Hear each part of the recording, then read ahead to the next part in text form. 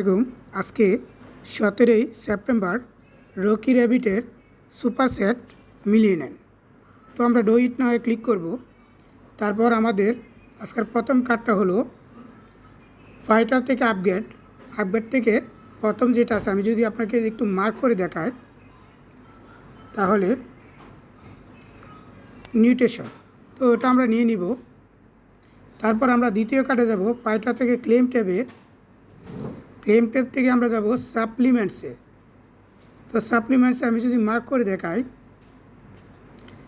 আমরা নিব প্রথমে মর্নিং, এটা নিয়ে নিব। তারপর আমরা আবার তৃতীয় কার্ড নিব। তৃতীয় কার্ডটা যদি আমি মার্ক করে দেখাই,